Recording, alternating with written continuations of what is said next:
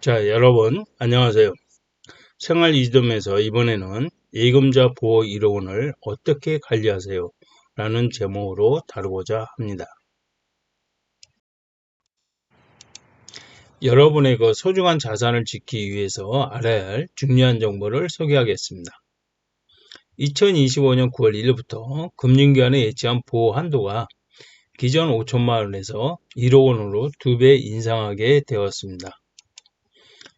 무려 2001년 이후 24년 만에 처음으로 이루어진 변화라고 봅니다.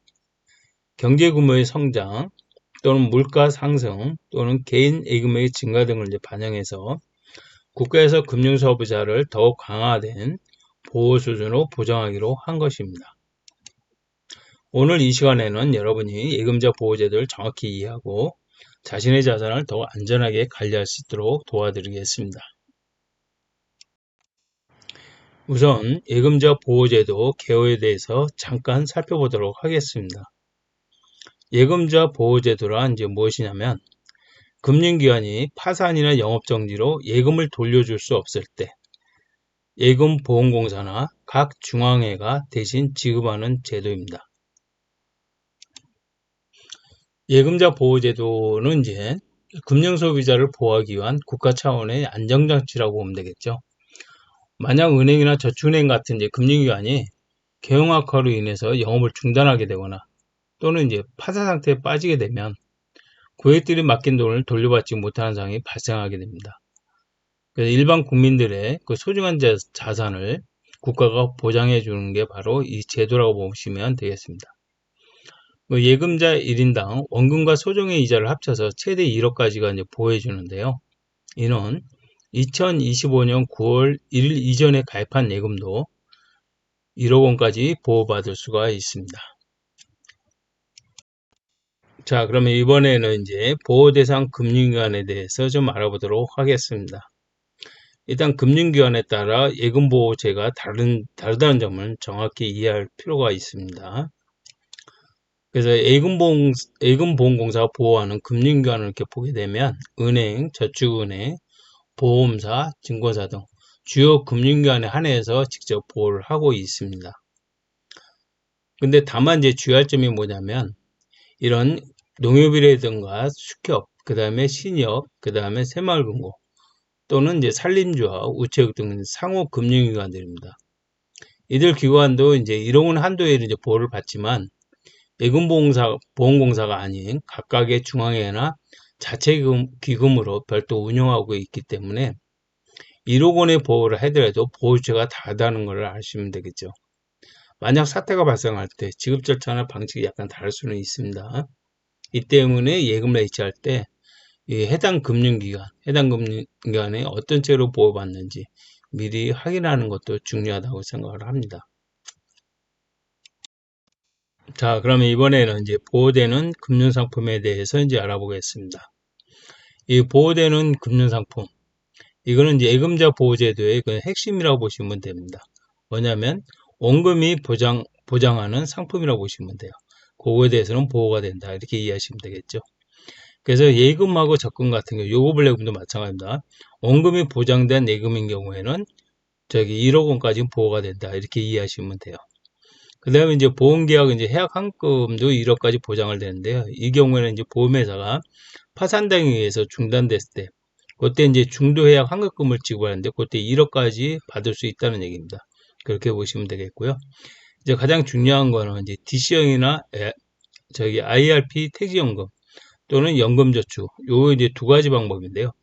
요거 같은 경우에는 보통 예금으로 운영되는 부분만 보호를 받을 수가 있고, 만약에 예를 들어서 일부가 주식이나 펀드로 운영이 된다고 하게 되면 그 부분은 보장이 되지가 않습니다. 그래서 그런 부분을 주의하시면 될 것 같습니다.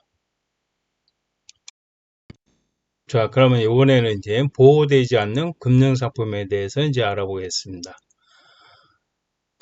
일단 보시게 되면 실적 배당형 상품의 특성이 뭐냐면 운영 실적에 따라 수익이 결정된다는 것입니다. 그래서 쉽게 말하면 펀드 매니저가 잘 운영을 해서 수익이 발생하면 많은 수익을 얻을 수 있겠지만 만약에 잘못 운영하거나 시장 상황이 안 좋게 되면 원금을 잃을 수도 있습니다. 그래서 이 부분에 이 상품에 대해서는 예금자 보호법에 대해서 적용하지 않는다는 것입니다. 여기서 이제 상품들을 이렇게 보게 되면 펀드나 주식, 뭐 변액보험 이런 상품들을 본다면 이 상품들은 기본적으로 투자의 성격을 가지고 있습니다. 때문에 이제 주식 시장이 이제 함께 오르면 올라가고 내려가면 함께 내려가게 되고 그리고 고식을 기대할 수는 있지만 그만큼 손실도 감수해야 된다는 것입니다. 그렇게 이해하셔야 되고요. 그리고 이제 특히 기여할 거는 뭐냐면 높은 수익을 약속하는 이제 상품일수록 이제 손실 위험이 크다는 것입니다. 근데 누군가 이 상품은 절대 손실이 안 납니다라고 만약에 권유한다면 그것은 거짓입니다. 그래서 투자 상품은 모든 게 위험이 따르게 되어 있습니다. 그래서 이런 상품에 이제 발생하는 손실의 책임은 결국은 이제 투자자 본인에게 있는 것이죠. 그래서 이 점을 주의하시면 될 것 같습니다. 자, 이번에는 그럼 동일한 금융기관에 거래할 때하고 여러 은행을 활용해서 분산 거래하는 경우에 대해서 좀 알아보도록 하겠습니다. 만약에 예를 들어서 한 군데 은행을 이용을 할 경우에 어떻게 되냐면 보통예금, 정기예금, 적금을 통합해서 1억의 돈이 있다 그러면 1억을 보호받을 수가 있습니다. 근데 예를 들어서 정기예금에 1억, 그 다음에 보통예금에 1000, 그 다음에 정기적금에 1000이 있다 그러면 총합이 1억 2천이죠. 이자까지 포함합니다. 여기는. 포함해서 만약에 1억 2천이다 그러면 이게 1억까지밖에 보장을 받을 수가 없다는 겁니다. 1억이 넘게 되면 분산 해지를 하시는 게 좋습니다. 그렇게 보시면 되고요. 만약에 해서 여러 은행을 이제 분산해서 예금거래를 하게 되면 보통 만약에 A은행에 1억이 있다, B은행에 1억이 있다, 그다음에 C은행에 1억이 있다 이렇게 예상을 하게 되면 3억을 모두 예금자 보호를 받을 수가 있다는 얘기입니다. 그래서 돈이 1억 이상을 넘게 되면 은행을 분산해서 거래하시는 게 좋다고 생각을 합니다. 그렇게 보시면 되고요. 그 다음에 여기 숫자 표시 보면 1억 플러스 1억은 이제 2억이 나와야 되는데 요거는 이제 세 은행을 합해서 이렇게 나온 거고 요거는 여러분들의 관심을 유도하기 위해서 이렇게 표시를 해놨습니다. 그렇게 이해하시면 되겠습니다. 자, 이번에는 이제 별도 보호되는 특수 상품에 대해서 이제 알아보겠습니다. 여기에 이제 표시된 이 상품들은 노후에 이제 보장을 위해서 매우 중요한 상품들입니다. 그래서 국가 정책적 의도가 반영된 상품이라고 보면 되겠죠. 그래서 이런 경우에는 DC형, IRP, 퇴직연금 같은 경우는 각각 별도로 1억 원씩 추가로 이 보호를 받을 수가 있습니다. 연금저축도 마찬가지 신탁이나 보험에서 보장성 AM에 가입된 경우에서 1억까지는 이제 받을 수 있다고 보시면 되고요. 네, 사고 보험금에 대해서도 1억 정도까지는 보호를 받을 수 있다. 이렇게 이해를 하시면 될 것 같습니다. 자, 그럼 이번에는 외화예금 보호 대상에 대해서 좀 알아보겠습니다. 요즘에 이제 국제거래나 해외 투자를 이제 활발하다 보니까 외화로 예금되는 경우가 많습니다. 따라서 달러, 유로, 엔화 등 다양한 이제 외화로 예금을 했더라도 예금자 보호가 한도가 1억까지는 보호가 된다고 보시면 돼요. 그러니까 주의할 점은 이제 외화를 원화로 이제 환산하게 되는데요. 환산 기준이 어떻게 되냐면 예금 보험금 지급 공고일에 당해 전신한 매입률로 적용을 한다는 겁니다. 그러니까 그 기준에 따라서 적용을 한다고 보시면 되겠죠. 그래서 우리가 이제 보시면 환율 변동에 따라서 이제 원화로 이제 적용해서 보호하기 때문에 반드시 이 점을 이해를 하시면 되겠습니다. 자, 그러면 이번에는 이제 예금자 보호 1억 원 5가지 필수적으로 알아야 할 포인트를 알려드리도록 하겠습니다. 예, 첫 번째로 이게 보시게 되면 금융기관별로 이제 거래하는 방식인데요. 만약에 예를 들어서 자기가 은행을 한 곳인 은행에다 1억 5천을 예금을 했다 생각하면 그건 만약에 예금 보호를 받을 수 있는 게 1억까지밖에 보호를 받을 수가 없습니다. 그죠? 그러면 5천만 원 보호 대상이 안 된다고 보시면 되겠죠. 그런 이제 단점이 있다고 보시면 되고요. 만약에 1억 5천이라는 돈을 가지고 있으면 A와 B은행을 두 개를 거래하시면 돼요. 그러니까 A은행에 1억을 넣고 B은행에 5천만 원을 넣어놓으면 보호 대상은 1억 5천을 다 받을 수 있다는 얘기입니다. 그래서 은행을 분산해서 거래하는 것도 도움이 된다. 이렇게 이해하시면 될 것 같고요.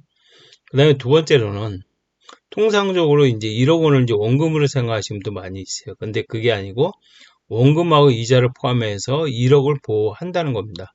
그래서 그 점을 이해를 하시면 좋겠고요. 네, 세 번째는 이제 상품 확인인데, 여러분들 상품을 거래하시면서 반드시 원금이 보장되는 상품인가를 확인을 하셔야 됩니다. 예를 들어서 예금이나 적금, 요구불성 예금 같은 경우는 그렇게 원금이 보장된 상품이기 때문에 보호를 받을 수가 있어요.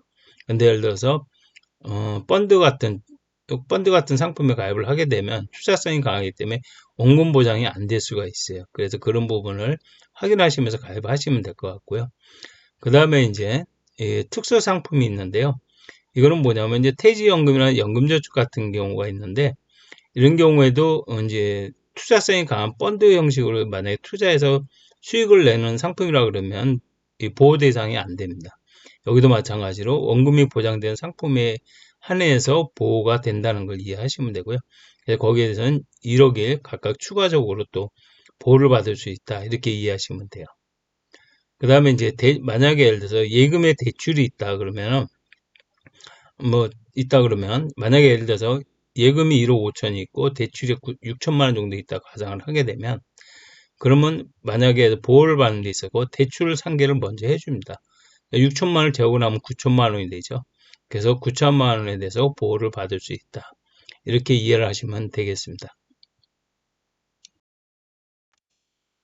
자, 이제 마지막으로 이제 안전한 자산 관리를 이 5가지 그 원칙과 실천을 한다면 개인의 그 소중한 자산을 안전하게 지키면서 합리적인 자산 증식을 이룰 수가 있습니다. 그래서 설명드리자면, 안전한 자산 관리는 현대인의 필수적인 재무 역량이라고 보시면 되고요. 그 다음에 이미지에서 제시하는 5가지 요소는 개인의 금융자산을 체계적으로 보호하고 관리하기 위한 핵심 원칙들이라고 보시면 되겠습니다. 국가에서 시행하는 예금자 보호제도는 금융기업 파산 시 예금자의 자산을 일정 한도까지 보호해 줍니다.